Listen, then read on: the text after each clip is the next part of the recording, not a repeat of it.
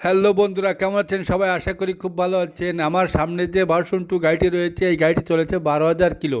কিন্তু এই গাড়িটির সমস্যা প্রথম থেকে, যে গাড়ি স্টার্ট করা হতে রেস বেড়ে যায়, 1 2 4 5 মিনিট পরে রেস কমে যায়। এই সমস্যার জন্য আমরা এর যে টোটাল বইটি খুলে দেখব যে কী সমস্যা রয়েছে।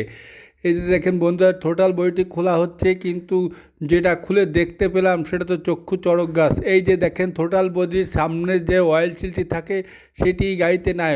অর্থাৎ কোম্পানি থেকে টোটাল বডির যে অয়েল সিলটি সেটা দেয় নাই, এটা আমরা নতুন করে বানিয়ে দেব।